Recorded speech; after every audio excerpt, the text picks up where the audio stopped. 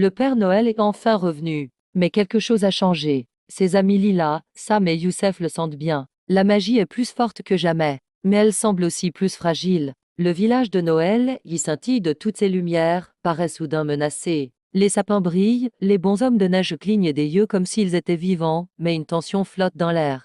Le Père Noël s'avance, son visage est sérieux, mais un sourire chaleureux illumine sa barbe blanche. Il regarde les trois enfants avec une immense fierté. Mes amis, votre courage a sauvé Noël. Grâce à vous, la joie va pouvoir se répandre dans le monde entier. C'est pourquoi je dois vous confier une mission très spéciale, une mission de la plus haute importance.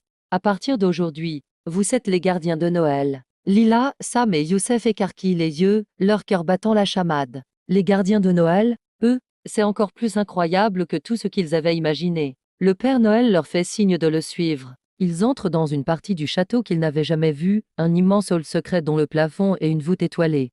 Au centre de la pièce, un cercle brillant flotte dans les airs, projetant des flocons de lumière qui dansent tout autour d'eux. C'est un spectacle à couper le souffle. Ce cercle magique protège l'esprit de Noël, explique le Père Noël d'une voix grave. C'est le cœur de toute notre magie. Mais une ombre rôde. Quelqu'un essaye d'éteindre la joie dans les cœurs. À cet instant, un souffle de vent glacial parcourt la salle et fait trembler les murs de pierre. Les lumières vacillent, comme si elles avaient peur. Mais, qui ferait une chose pareille? Demande Lila, serrant les poings. Pourquoi vouloir détruire la magie de Noël? Le Père Noël ferme les yeux un instant, l'air peiné.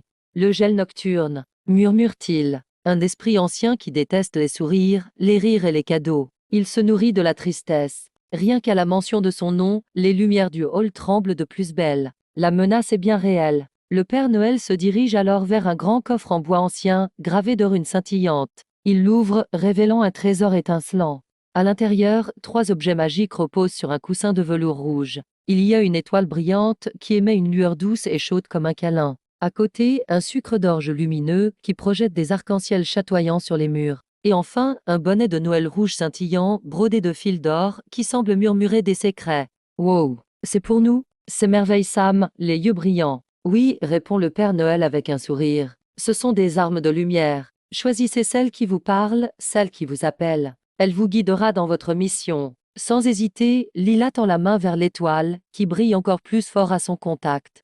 Sam, lui, est attiré par le sucre d'orge arc-en-ciel, qui se met à tournoyer joyeusement dans sa main. Youssef, enfin, choisit le bonnet rouge, et dès qu'il le pose sur sa tête, il a l'impression d'entendre les plus beaux souhaits des enfants du monde entier. Soudain, un grondement sourd retentit à l'extérieur. Il se précipite vers une fenêtre et ce qu'il voit leur glace le sang. Les joyeux bonshommes de neige se mettent à trembler de peur. Un voile noir et menaçant est en train de recouvrir une partie du ciel étoilé. Regardez, s'écrie Youssef. C'est le gel nocturne. Il approche. Dame cristaux de glace sombre, acérés comme des couteaux, commencent à tomber du ciel, s'écrasant sur le sol dans un bruit sinistre. Le Père Noël pose une main sur l'épaule de chacun des enfants. Mes gardiens, c'est à vous de jouer. Montrez-lui que la magie de Noël ne s'éteint jamais. Les 3 amis se regardent, la peur a laissé place à une nouvelle détermination. Ils sortent courageusement du château et font face à l'ombre glacée qui se forme dans le ciel, un immense tourbillon noir qui aspire toute la lumière. Une voix grave et caverneuse résonne, semblant venir de partout à la fois. Noël n'apportera plus de joie. Jamais. Mais les gardiens ne se laissent pas impressionner. Lila lève son étoile bien haut, projetant un faisceau de lumière chaude. Sam fait tournoyer son sucre d'orge, créant une barrière d'arc-en-ciel protecteur. Et Youssef, coiffé de son bonnet magique, concentre toute la force des vœux de Noël. Les lumières de leurs 3 objets s'unissent, s'entrelacent et forment un gigantesque rayon chaleureux, si puissant qu'il illumine tout le village. Et soudain, quelque chose d'extraordinaire se produisit. Le rayon frappe le nuage noir en plein cœur. Et l'ombre pousse un cri de fureur et éclate en milliers de petites poussières argentées qui retombent doucement, comme une neige scintillante. Le ciel redevient instantanément clair et étoilé. Le village s'illumine encore davantage, plus éclatant que jamais. Le Père Noël s'approche d'eux, les larmes aux yeux. Vous avez fait plus que sauver Noël. Vous en êtes devenus les protecteurs. Ému. Il place une magnifique médaille en forme de flocon de neige autour du cou de chacun d'entre eux. À partir d'aujourd'hui, et pour toujours, vous êtes les gardiens de Noël. Et croyez-moi, l'aventure ne fait que commencer. Les 3 amis se sourient, se prenant la main, tandis que les lutins et les habitants du village se rassemblent autour d'eux en chantant. Tant qu'il y aura des cœurs courageux prêts à y croire, la magie de Noël brillera toujours. Merci d'avoir regardé, et n'oubliez pas de vous abonner pour ne pas manquer la suite de leurs aventures. Après avoir courageusement vaincu le gel nocturne, une nouvelle aventure attendait nos trois amis. Le village de Noël scintillait de mille feux, baigné dans une douce lumière alors que la neige tombait en tourbillons magiques. Les elfes s'affairaient dans les rues, décorant chaque recoin, tandis que les reines dansaient joyeusement et que des bonbons géants roulaient sur le tapis blanc. Lila, Sam et Youssef, nos jeunes héros, se préparaient pour un événement très spécial, la grande parade des gardiens. Une célébration légendaire qui n'avait lieu qu'une seule fois tous les 100 ans. Ils ajustèrent fièrement leurs médaillons de gardiens, sentant une immense fierté les envahir. Alors qu'ils admiraient l'effervescence du village, le Père Noël s'approcha d'eux, son aura dorée illuminant tout autour de lui. D'une voix douce et solennelle, il leur révéla un grand secret. La parade n'est pas qu'une simple fête. C'est un rituel ancestral qui renforce la magie de Noël. Et cette année, mes chers gardiens, vous en serez les héros. Sam, toujours plein d'énergie, ne put s'empêcher de sauter d'excitation. On va ouvrir la parade? Ce serait incroyable. Le Père Noël sourit, ses yeux pétillants de malice. Mieux que ça. Vous allez guider le traîneau des 100 lumières. Les enfants restèrent bouche bée, les yeux écarquillés par la surprise. Ils ne s'attendaient pas à un tel honneur. Devant eux apparut alors un spectacle à couper le souffle, un gigantesque traîneau, entièrement transparent, qui flottait dans les airs comme par magie. Il était illuminé par 100 lanternes scintillantes qui dansaient autour de lui. Ces lumières n'étaient pas immobiles. Elles semblaient vibrer, bouger, comme si elles étaient vivantes. Lila, fascinée, murmura « On dirait qu'elle respire ». Le Père Noël hocha la tête. Chaque lanterne contient le souhait le plus cher d'un enfant. Et ce soir, pour que la magie opère, elles devront toutes briller à l'unisson. Mais alors que les enfants admiraient ce tableau féerique, Youssef remarqua un détail troublant. « Regarde, Père Noël, celle-là n'a plus de lumière. » Il pointait du doigt une lanterne sombre, éteinte, au milieu des autres. Le visage du Père Noël se fit soudain plus grave. « Alors votre mission commence maintenant. Découvrez pourquoi elle s'est éteinte. Sans elle, la parade ne peut pas commencer. » Les trois amis se rapprochèrent de la lanterne silencieuse. Youssef, avec son bonnet magique qui lui permettait d'entendre les secrets les plus profonds, se concentra. Une petite voix douce et triste s'éleva de la lanterne. « Je n'arrive plus à briller. L'enfant qui a fait ce souhait a perdu espoir. » Les trois gardiens échangèrent un regard inquiet. C'était plus grave qu'ils ne le pensaient. Lila, le cœur rempli de compassion, demanda aussitôt « Mais on doit l'aider.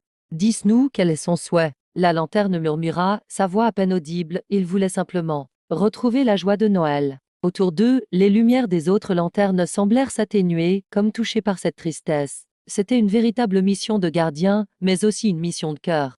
Sans hésiter, les amis décidèrent d'agir. Sam tendit son sucre d'orge lumineux, ses couleurs arc-en-ciel dansant dans l'air. Et si on mélangeait nos pouvoirs, on pourrait peut-être rallumer sa lumière et lui redonner de l'espoir. Ils formèrent un cercle autour de la lanterne éteinte. Lila leva son étoile scintillante qui projeta une douce lumière argentée.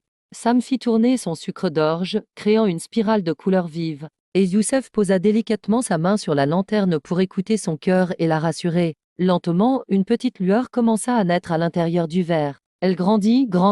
Puis, dans un éclair éblouissant, la lanterne se ralluma d'un éclat doré, encore plus lumineux qu'avant.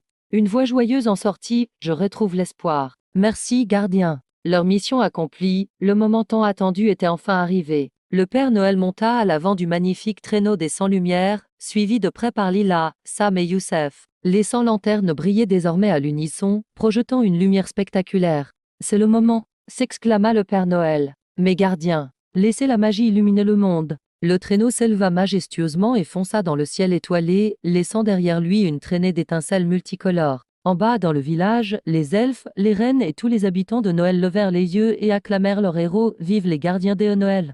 À bord du traîneau, les trois amis souriaient, émerveillés par la beauté de ce qu'ils avaient accompli. La parade n'était pas juste un défilé, c'était un nouveau début. Et ils venaient de comprendre la plus belle des leçons, être un gardien de Noël, ce n'est pas seulement protéger la magie, c'est surtout la faire briller dans chaque cœur.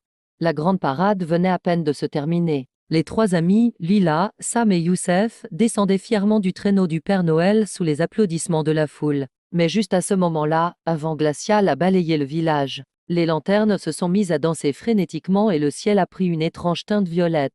Lila, un peu nerveuse, s'est tournée vers le Père Noël.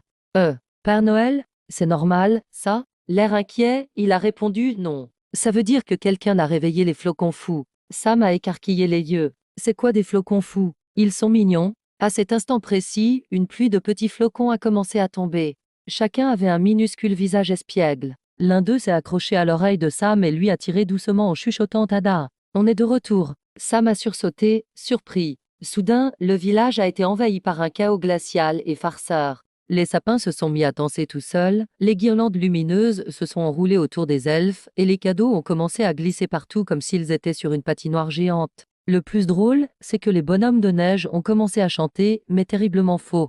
Wow, c'est marrant mais aussi un peu dangereux, a dit Youssef en esquivant un paquet cadeau. Le Père Noël a soupiré. Les flocons fous sont inoffensifs, mais complètement imprévisibles. Si on ne les calme pas rapidement, ils vont transformer tout Noël en un gigantesque carnaval. Juste à ce moment-là, un autre flocon a foncé sur lui et lui a collé une moustache en neige sur le visage. Sam a explosé de rire. On dirait un Père Noël pirate. Le Père Noël a retrouvé son sérieux. Il existe un moyen de les apaiser, la cloche d'harmonie. Elle se trouve dans la forêt des souffles d'hiver. Seuls les gardiens peuvent aller la chercher. Lila a souri avec confiance. Alors c'est parti. Les gardiens de Noël en mission. Et les trois amis se sont élancés dans la forêt, leurs médaillons scintillant leur montrant le chemin. La forêt était magnifique. D'âmes arbres couverts de givre, des lucioles bleutées qui flottaient dans l'air, et une brise légère qui chantait comme un chœur d'ange. Mais leur avancée a été stoppée par un mur de flocons fous qui se sont mis à danser devant eux. Youssef a froncé les sourcils. Ils veulent qu'on danse? Les flocons ont hoché la tête avec enthousiasme. Bon ben, let us go, a crié Sam. Un mini concours de danse improvisé a alors commencé. Sam a fait le pingouin disque avant de glisser comiquement. Les flocons ont éclaté d'un rire cristallin et, amusés, se sont écartés pour les laisser passer. Finalement, au centre d'une clairière, ils ont trouvé ce qu'ils cherchaient. Une immense cloche en cristal givré, flottant légèrement au-dessus du sol. Elle est magnifique, a murmuré Lila. Les trois amis ont posé leurs mains sur la cloche. Aussitôt, leurs médaillons se sont illuminés d'une vive lueur et la cloche a émis un ding magique, une onde sonore pure qui a traversé toute la forêt. Ce son merveilleux s'est répandu jusqu'au village de Noël. Les flocons fous se sont arrêtés net, se sont regardés, puis sont devenus tout sages. Le chef des flocons s'est approché des enfants. Désolé, on voulait juste nous amuser. Merci pour la chanson magique. Et ils se sont envolés doucement, formant un nuage d'étincelles scintillantes. Le Père Noël est arrivé et a posé une main chaleureuse sur l'épaule des trois amis. Vous avez ramené la paix au village. Encore une fois, vous êtes vraiment les gardiens de Noël. Lila, Sam et Youssef se sont regardés, le cœur rempli de fierté et d'émotion. Merci d'avoir regardé cette nouvelle aventure. N'oubliez pas de vous abonner pour ne pas manquer la suite. À bientôt. Au village de Noël, tout est redevenu calme. Les elfes rangent les décorations, des flocons brillants tombent doucement, et nos amis, Lila, Sam et Youssef, boivent un bon chocolat chaud au coin du feu. Ça fait tellement de bien. Enfin un moment tranquille après l'invasion des flocons fous.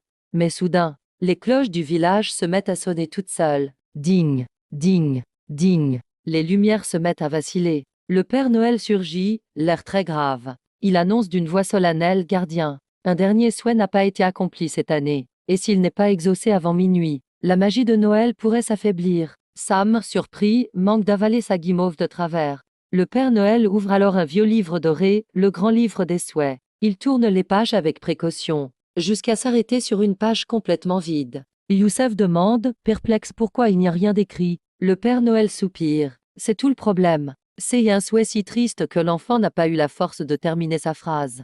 Les trois amis échangent un regard inquiet. Lila, pleine de détermination, demande: mais on peut le retrouver, n'est-ce pas? Le Père Noël hoche la tête. Oui, suivez la lumière du souhait. Elle vous guidera. À ces mots, une lueur argentée apparaît et file comme une comète vers la mystérieuse forêt des étoiles. Nos trois héros s'engouffrent dans la forêt. C'est un lieu absolument magique, le sol brille comme un miroir, les arbres scintillent de mille feux, et de petites étoiles flottent dans l'air comme des lucioles dansantes. Sam s'exclame, émerveillé: wow, on dirait qu'on est dans le ciel. Mais leur contemplation est interrompue. Sur une branche, une petite étoile pleure doucement. Lila s'approche avec douceur. Pourquoi tu pleures? L'étoile murmure d'une voix fragile: je porte le vœu de l'enfant. Mais il est trop lourd pour moi. Je n'arrive pas à le raviver. Les amis l'entourent aussitôt. Youssef demande quel est le souhait. L'étoile brille faiblement et chuchote: je voudrais retrouver. Puis, sa lumière s'éteint presque complètement. Lila, Sam et Youssef se regardent. Il faut agir, et vite. Lila dit alors: on doit lui redonner de la lumière. Ensemble, ils posent chacun une main autour de la petite étoile. Lila fait apparaître sa douce lueur rose, pleine de tendresse. Sam crée une spirale lumineuse arc-en-ciel, vibrante d'énergie. Youssef, quant à lui, canalise une énergie calme et rassurante. Sous leurs mains unies, l'étoile se rallume, plus vive et plus brillante que jamais. Elle murmure alors, d'une voix claire cette fois, « Je voudrais retrouver la magie de Noël, parce que je me sens seule. » Sam baisse les yeux, touché par cette confession. La lumière du souhait, désormais éclatante, les mène jusqu'à une petite maison enneigée.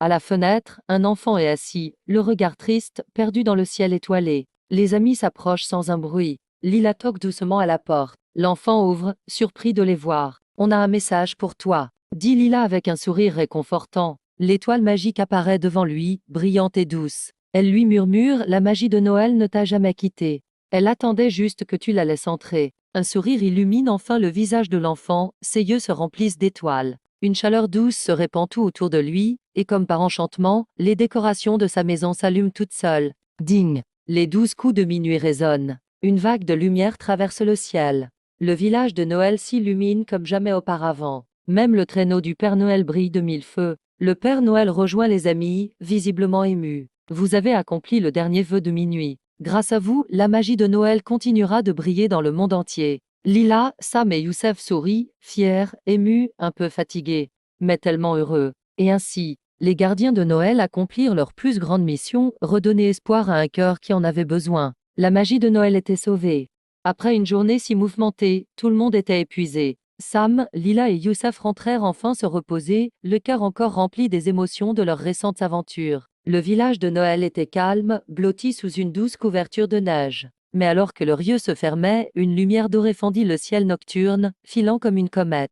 Sam se redressa d'un coup, les yeux écarquillés. « Vous avez vu ça ?» La lumière descendit en zigzagant avant de se poser délicatement juste devant leur maison. Ce n'était pas une étoile filante. C'était un renne majestueux, entièrement doré et lumineux, dont les yeux brillaient comme 2 étoiles.